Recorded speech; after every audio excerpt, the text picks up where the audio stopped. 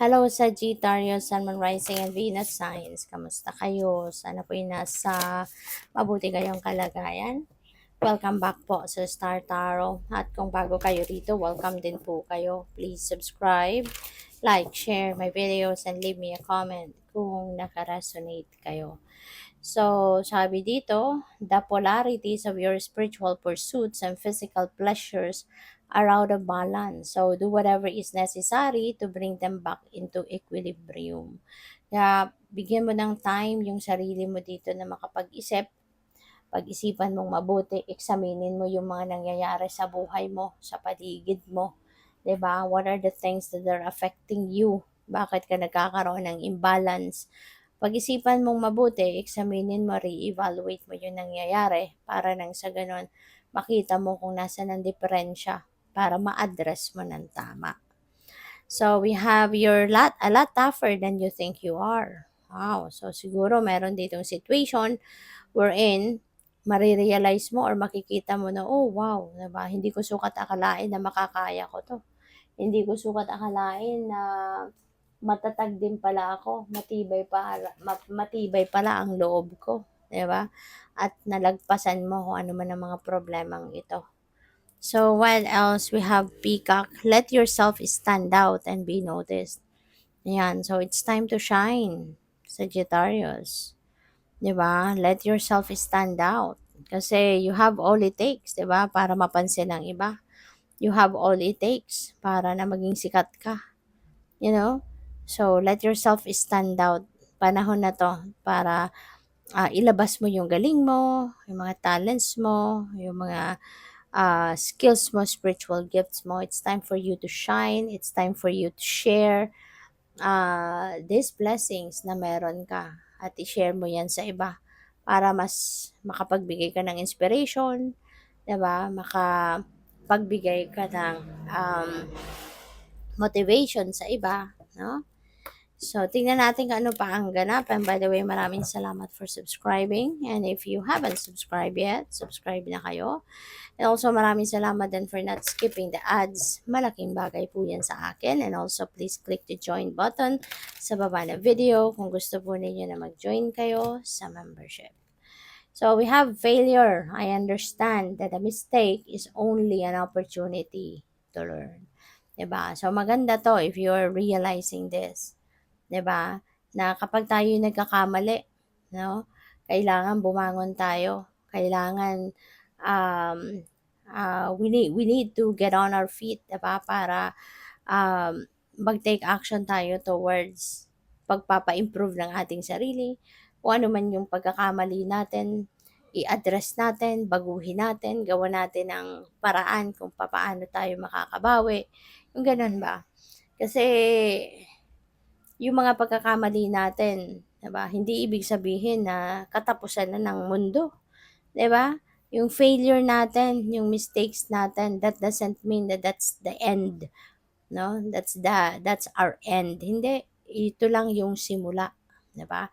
Kapag nag-fail ka, nagkamali ka, tandaan mo na ito na yung simula, 'di ba, ng pagbangon mo.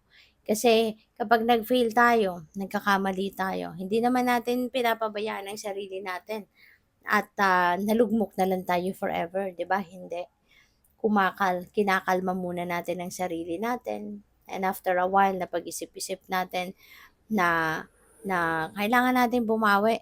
Kailangan natin na bumangon from that failure, 'di ba? So, mas ang nangyayari, mas lalo kang gumagaling, mas lalo mong pinapatatag yung sarili mo, 'di ba? Kasi para makabawi ka, para maka-bounce back ka sa buhay, 'di ba? Ang iba ginagalingan, nag-aaral pa, nagre-research, nagte-trainings, nagwo-workshops, talagang pinaghahandaan ang pagbangon para sa susunod na meron kang gagawin or sa whatever it is, no, your next endeavor is, talagang aalagwa ka, no? You are gonna make sure na pagtatagumpayan mo 'to. Kasi hindi mo na ulit gagawin, no, kung ano man yung mga sa tingin mo pagkakamali mo, kung bakit ka nag-fail, kung bakit ka nagkamali, 'di ba? Kung ano man ang mga pagkukulang mo doon, pagkakamali mo sa sitwasyon na 'yon, 'di ba? Hindi mo naman na ulit gagawin 'yon sa mga susunod mong gagawin. You are going to learn a lot of wisdom and lessons, 'di ba? At 'yun ang i-a-apply mo. Kung anong mga natutunan mo, i-a-apply mo 'yan sa mga susunod mong gagawin. Kaya sa susunod, 'di ba, na meron kang gagawin, after failure, 'di ba? Sisiguraduhin mong ipapanalo mo 'yan, sisiguraduhin mong gagalingan mo 'yan, sisiguraduhin mong magka-come to fruition 'yan, hindi ba? Kaya yung failure, yung failure, we shouldn't be afraid of failing. Kasi mas lalong yun ang nagiging fuel natin. No? Yung failure, yun ang nagiging fuel natin para mas lalo tayong magsikap, magtiyaga, diba? Hanggang sa magtagumpay na tayo. So, what else? We have honesty. I can't always expect the truth from others, but I can expect it from myself. Diba? So, siguro ngayon, babaguhin mo na din ngayon ang yung approach mo sa life. Mas magiging transparent ka na sa ngayon. Mas maging honest ka na, mas magiging honest ka na sa ngayon. Kasi, di ba, ganun talaga. Whatever it is that you are projecting, di ba? Anong energy ang pinoproject mo, yun ang babalik sa'yo. So, kaya kung gusto mo na maging honest din sa'yo ang mga tao, kailangan unahin mo muna yung honesty mo sa sarili mo. Diba? So, what else? We have growth. I want to expand my consciousness and my awareness. Ayan. So, ang iba sa inyo siguro sa ngayon, diba? You are going to be more aware. You're going to be more conscious of what you're going to do next. Kasi, maaari na ang plano ng iba sa inyo is for you to grow. Papunta ka na sa pag-alagwa, papunta ka na sa pag-prosper, sa pag-expand, sa pagtatagumpay. So, good for you. We have happiness. I am aware that being happy means that I am on the right path. So, good for you. No? I can sense the happiness, the excitement dito. 'Di ba? Kaya magiging masayang-masaya ka.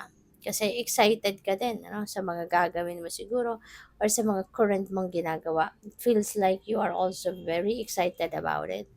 No? Kaya masayang-masaya ka. Kasi alam mo, na siguro magaan ang takbo magaan ang journey mo, magaan ang takbo ng mga pangyayari ngayon sa buhay mo. Kaya alam mo siguro na nasa tamang daan ka. Kasi everything siguro is smooth sailing. So we have pride. I love myself and I see myself in everyone. Ayan. So it feels like to me na you are being proud of yourself. So good for you. Kasi maaring marami kang pinagtagumpayan lately. Maaring nakamit mo na kung ano man yung mga bagay na gusto mong ma-achieve, makamit sa buhay. Kaya you are being proud of yourself. Good luck. Thank you for watching Love and Light. Namaste.